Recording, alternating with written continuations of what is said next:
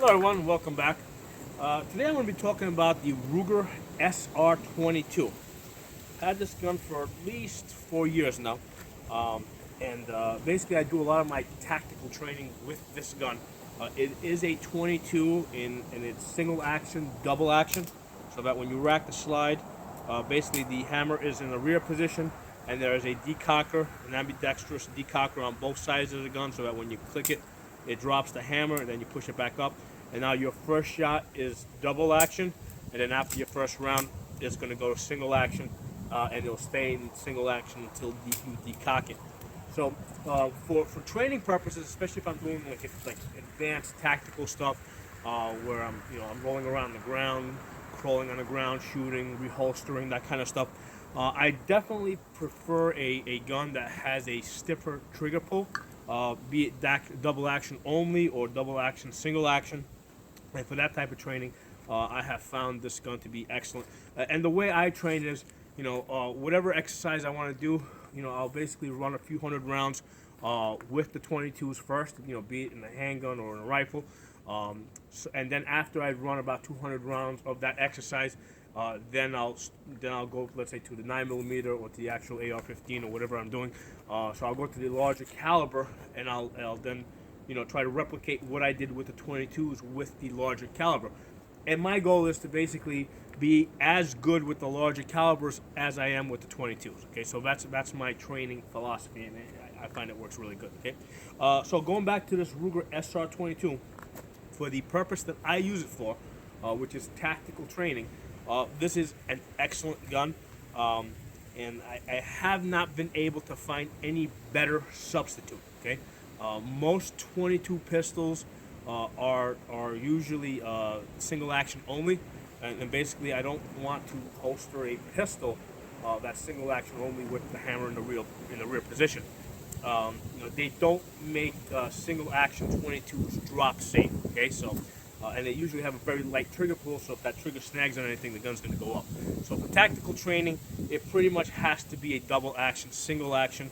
And even with with 9mm, I do like that style. So a lot of times I'll use the Beretta, or the Sig. I do like that style. I feel very comfortable with it. Although I do train with Glocks as well. So this is a great gun. I probably have run about 3,000 to 4,000 rounds through it. I use the I generally shoot bulk ammo. The Remington 1,400 round buckets work really good with the gun. Occasionally I'll use the Thunderbolts. The Thunderbolts are a little bit more crappy. I will get misfires, maybe 1 in 20 or so, but that's good because that gives me an opportunity to practice, tap, rack, and that sort of stuff. So sometimes I will use crappier 22 ammo just so I can get those misfires and practice working through them. Okay, so this is a great gun. It has an adjustable rear sight for both elevation and windage. Okay, it's got the 3 dots, and it just works great. Fits my hand good. The only thing I do not like about this gun is that it has, basically it has a trigger disengager. Basically, if the magazine is not in the gun, you have a dead trigger. Okay, and the reason why I absolutely hate that is because if the magazine gets bent, just a little bit, in the wrong spot, it's not going to, trip that mechanism to put the trigger back into place. Okay, and if we're training the way that we're supposed to be training, which is basically, dropping the magazines when we reload. Basically, if you drop it enough times, you're going to bend the magazines. Okay, so, and these aren't cheap magazines. The last time I bought them, I think they were close to $30. I don't know if they got cheaper since then. But these aren't cheap magazines, and they don't make cheap, Korean magazine versions of these. So these are pretty expensive. So I try not to drop them. Okay. So that's one of the things I don't like about the gun is that it has that magazine trigger disengager, and these magazines are too expensive to be dropping, regularly. Occasionally I will drop them, especially if I'm working in a grassy area. But if I'm working in a rocky area, I try not to drop them. Also, because they're not cheap, a lot of times I'm training, if I'm training in the woods, like, if you drop a magazine out there somewhere, and you move more than a couple of feet away from it, you're never going to find the magazine. There's too many leaves, branches, rocks, that sort of stuff. So you know, that's one of the reasons if I'm training in the woods, I'm probably gonna try to work with a Glock just because I know I can buy those magazines for like $7, $10 each. So I don't mind losing those magazines. Okay. So with the Ruger SR22, great little gun for doing your tactical training. I typically use it with a Phobos holster. Now this one is meant for the Beretta. It works really great in my Beretta, and it also fits this gun very well. Okay, and it has, you know, just enough. It retains it pretty good. It has a little screw there so I can adjust it if I needed to make it a little bit tighter. Okay, it is a paddle holster, and I've had good. You know, basically this one, if you pull it up, does not generally come out of my belt. In fact, with this holster, I usually have to undo my belt. And I usually slide it in that way. Although if I work hard enough at it, I can slip it over, which to me is a good thing. I mean, basically, it does not easily come out. Rather the holster does not easily come out of the belt, and the holster has pretty much the right retention for holding the gun. Okay, so this one was designed for the Beretta, of the Beretta 92. And it works pretty good in this gun. Okay. The other thing I've been using with this is these magazine holders. They're pretty cheap. I think I bought these for about $10 each. They're on Amazon. This one's made by Leviquili. Okay, basically the cheap magazine, cheap Chinese magazine holders that work really well.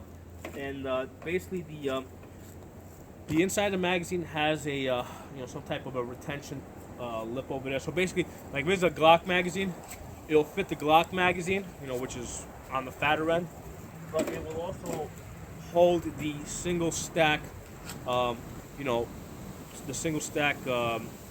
SR 22 magazines as well. Okay, so in fact, I liked it so much I ordered another one. Okay, so these are really great magazine holders.